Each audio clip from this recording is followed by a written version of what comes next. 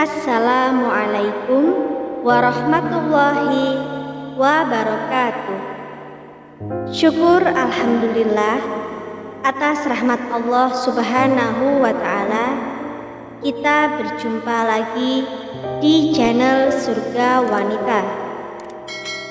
Semoga kita semua selalu dalam lindungan Allah Subhanahu wa Ta'ala dan dalam keadaan sehat walafiat. Amin ya rabbal alamin.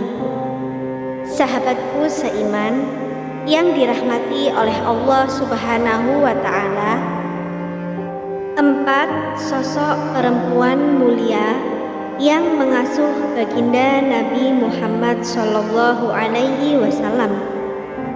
Bulan Rabiul Awal adalah bulan kelahiran baginda Nabi Muhammad Sallallahu Alaihi Wasallam. Dalam sejarah kehidupannya, selain ibu kandung yakni Aminah binti Wahab bin Abdul Manaf bin Zuhrah bin Kilab, didapati beberapa orang perempuan mulia yang menjadi sosok ibu asuhnya.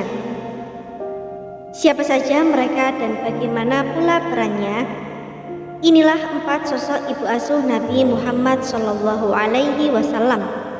Yang pertama adalah Suwaibah. Suwaibah merupakan budak perempuan dari Abu Lahab, paman Rasulullah. Dirinya dimerdekakan setelah menyampaikan berita gembira mengenai kelahiran Rasulullah Sallallahu Alaihi Wasallam. Suwaibah menyusui dan merawat Nabi Muhammad hanya dalam beberapa hari saja, sebab Abdul Muthalib dan Aminah ingin Nabi Muhammad Sallallahu Alaihi Wasallam disusui oleh seorang Badui. Jadi, selagi menunggu perempuan dari pedesaan datang ke Makkah, Suwaibah menyusui Nabi Muhammad saat balita. Karena jasa Suwaibah tersebut, tidak heran jika Rasulullah menganggapnya sebagai ibu. 2. Halimah As-Sa'diyah. Halimah As-Sa'diyah adalah perempuan dari Bani Sa'ad bin Bakar yang tinggal di daerah pedesaan dan menjadi ibu susu Muhammad Sallallahu Alaihi Wasallam sampai berusia 6 tahun. Semasa tinggal bersama Halimah, Muhammad belajar kasih sayang dan bahasa Arab yang fasih.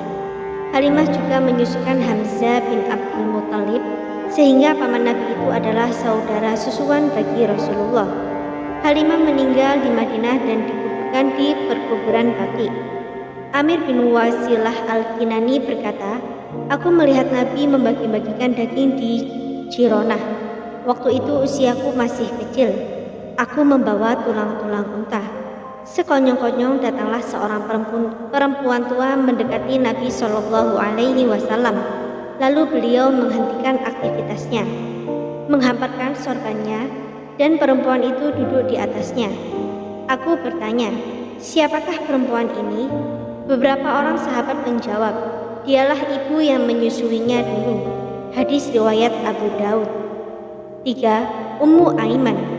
Ummu Aiman adalah ibu asuh Rasulullah Shallallahu Alaihi Wasallam. Nama aslinya adalah Barokah binti Sa'labah bin Amru bin Hisam bin Malik bin Salman bin Amru bin Nu'man al-Habsyiyah. Ia menjadi salah satu dari sahabiyah Rasulullah. Barokah menjadi budak milik Abdullah bin Abdul Muthalib, tidak lain ayah Nabi Muhammad Shallallahu Alaihi Wasallam. Setelah menikah dengan Ubaid bin Haris, ia dikaruniai seorang anak bernama Aiman. Kemudian, masyarakat pun memanggilnya dengan Ummu Aiman, dan nama itulah yang banyak dikenal hingga kini. Ketika Aminah wafat, Muhammad diasuh oleh Ummu Aiman di bawah pengawasan kakeknya Abdul Muthalib. Baginda Nabi disebut sering memanggilnya dengan sapaan Ummah atau ibu.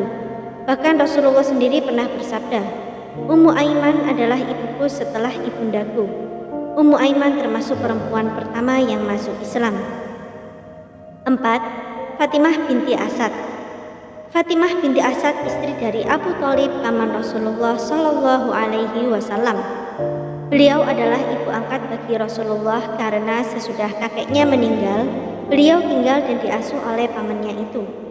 Meski Abu Thalib tidak sempat mengucapkan syahadat, namun Fatimah binti Asad masuk Islam setelah suaminya meninggal.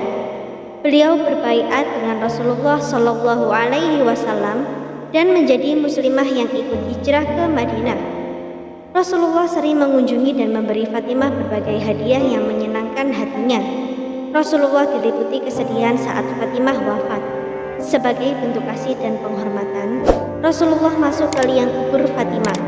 Beliau melepaskan gamisnya lantas diselimutkannya ke jenazah Fatimah, lalu merebahkan diri di dalam kubur di sisi Fatimah. Kupakaikan gamisku kepadanya supaya dia memakai pakaian surga. Aku merebahkan diri di sisinya agar dia diringankan dari siksa kubur. Selain Abu Thalib, tiada yang perlakuannya lebih baik terhadapku daripada dirinya, tutur Rasulullah.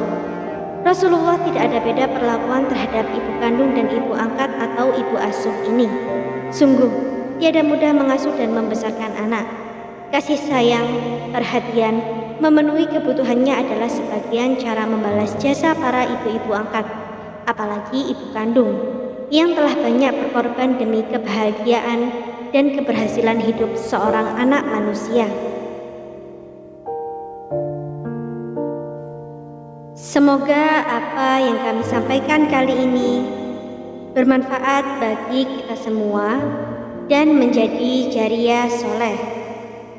Jangan lupa untuk menekan tombol like dan subscribe serta nyalakan lonceng notifikasinya agar Anda tidak ketinggalan video terbaru dari Surga Wanita.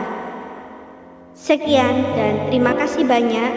Wassalamualaikum warahmatullahi wabarakatuh.